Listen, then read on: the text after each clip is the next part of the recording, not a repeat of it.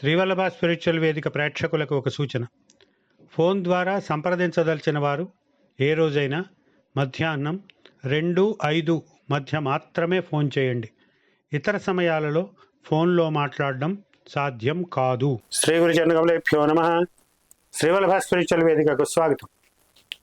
హనుమత్ స్తోత్రం మనందరికీ కూడా ఒక అలవాటు ఉంది. శనివారం, మంగళవారం ఆంజనేయుని అర్చించడం, ఆరాధించడం అనే ఒక సంప్రదాయం, ఒక అలవాటు మనకుంది.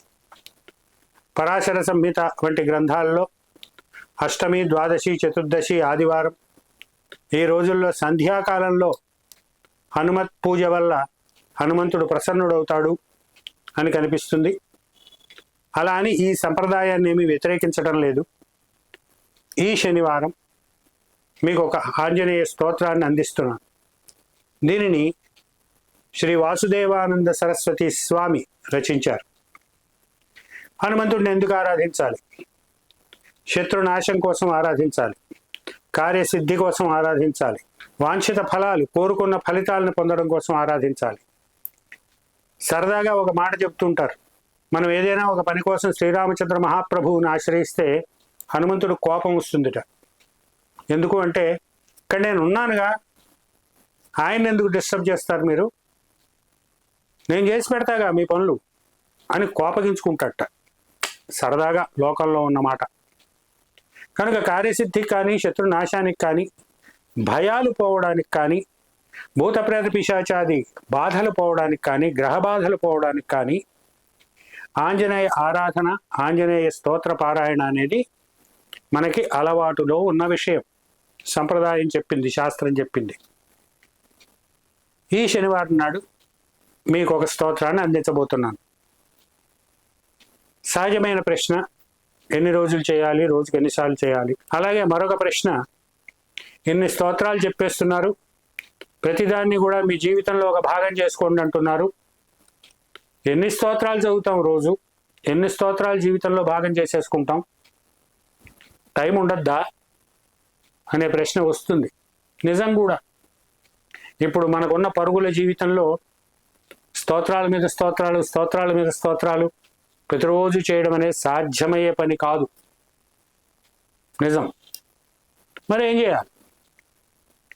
ఇప్పటిదాకా అందించిన స్తోత్రాల్లో మీ ఇష్టదైవానికి సంబంధించిన స్తోత్రం ఉంటే దాన్ని ప్రతిరోజు మీకు వీలైనన్ని సార్లు పారాయణ చేయండి. మిగిలిన స్తోత్రాలు మీ అవసరాన్ని బట్టి, మీ కష్టాన్ని బట్టి, మీ ఇబ్బందిని బట్టి ఈ స్తోత్రాన్ని ఇన్ని రోజులు, రోజుకి ఎన్నిసార్లు చొప్పున చేస్తాను అని ఒక సంకల్పం చేసుకుని ఆ కార్యసిద్ధి కోసం ఆ స్తోత్రాన్ని ఉపయోగించుకోండి. అయితే ఆ సమయంలో మీరు ఎన్ని రోజులు, రోజుకి ఎన్నిసార్లు చేస్తాను అని నియమం పెట్టుకుంటే మనం గతంలో చెప్పుకున్న సాధన నియమాలన్నీ పాటించాలి. ఆ సాధన నియమాలు పాటిస్తూ మీరు పెట్టుకున్న నియమం ప్రకారం 5 రోజులో, 11 రోజులో, 21 రోజులో, ఒక మండలం, మీ ఇష్టం, మీ పని యొక్క గరిమని బట్టి, మీ కష్టం యొక్క తీవ్రతని బట్టి మీరు ఇన్ని రోజులు, రోజుకి ఇన్నిసార్లు అని మీ అంతటా మీరే ఒక నియమం పెట్టుకుని మీకు అవసరమైన స్తోత్రాన్ని పారాయణ చేయండి. మీ ఇష్టదైవానికి సంబంధించిన ఒక స్తోత్రాన్ని మాత్రం ప్రతిరోజు మీ పూజాకాలంలో ప్రతిరోజు మీకు వీలైన సార్లు చదవండి. ఇప్పుడు వాసుదేవానంద సరస్వతి స్వామి రచించిన ఆ స్తోత్రాన్ని మీకు అందిస్తాను, అందుకోండి. ఓం నమో వాయుపుత్రాయ భీమరూపాయ ధీమతే, నమస్తే రామదూతాయ కామరూపాయ శ్రీమతే. ఓం నమో వాయుపుత్రాయ భీమరూపాయ ధీమతే, నమస్తే రామదూతాయ కామరూపాయ శ్రీమతే. మోహశోక వినాశాయ సీతాశోక వినాశినే, భగ్నాశోకవనాయాస్తు దగ్ధలంకాయ వాగ్మినే. మోహశోక వినాశాయ సీతాశోక వినాశినే, భగ్నాశోకవనాయాస్తు దగ్ధలంకాయ వాగ్మినే. గతి నిర్జితవాతాయ లక్ష్మణ ప్రాణదాయ చ, వనౌకసాం వరిష్టాయ వశినే వనవాసినే. గతి నిర్జితవాతాయ లక్ష్మణ ప్రాణదాయ చ వనౌకసాం వరిష్టాయ వశినే వనవాసినే తత్వజ్ఞాన సుధా సింధు నిమగ్నాయ మహీయసే ఆంజనేయాయ శూరాయ సుగ్రీవ సచివాయతే తత్వజ్ఞాన సుధా సింధు నిమగ్నాయ మహీయసే ఆంజనేయాయ శూరాయ సుగ్రీవ సచివాయతే జన్మ మృత్యుభయఘ్నాయ సర్వక్లేశహరాయ చ నేదిష్ఠాయ ప్రేతభూత పిశాచ భయహారిణే జన్మ మృత్యుభయఘ్నాయ సర్వక్లేశహరాయ చ నేదిష్ఠాయ ప్రేతభూత పిశాచ భయహారిణే యాతనానాశనాయాస్తు నమో మర్కటరూపిణే యక్షరాక్షస శార్దూల సర్పవృశ్చిక భీహృతే యాతనానాశయాస్తు నమో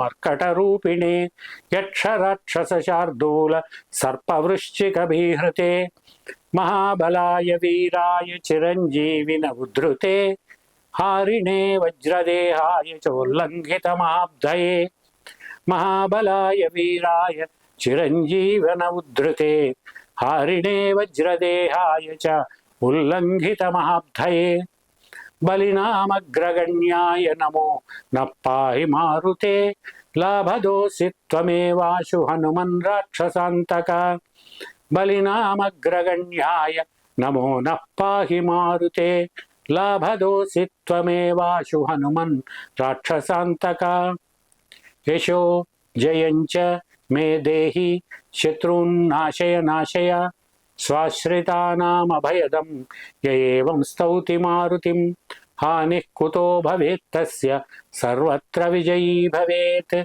యశో జయం చ మే దేహి శత్రున్నాశయ నాశయ స్వాశ్రితానామభయదం యేవం స్తౌతి మారుతిం హానిః కుతో భవేత్తస్య సర్వత్ర విజయీ భవేత్. ఏం చెప్తున్నారు? యశస్సు, జయం ఈ రెండు ప్రసాదించు, శత్రువులను నశింపచేయి, నిన్ను ఆశ్రయించిన వారికి హాని కుతో భవేత్, హాని ఎందుకు జరుగుతుంది, సర్వత్ర విజయీ భవేత్, అన్ని విషయాల్లోనూ అన్ని చోట్ల విజయం లభిస్తుంది. అంతేగాని ఎటువంటి హాని ఆంజనేయ భక్తునికి, ఆంజనేయుని ఆశ్రయించిన వానికి ఎటువంటి హాని జరగదు. యశస్సు కలుగుతుంది, జయం కలుగుతుంది, అన్ని విషయాల్లో విజయం కలుగుతుంది, శత్రుపీడలు తొలగిపోతాయి. కనుక ఆంజనేయుని ఆశ్రయిద్దాం, సమస్తమైన బాధల నుంచి విముక్తి పొందుదాం. ఓం నమో ఆంజనేయాయ. స్వస్తి.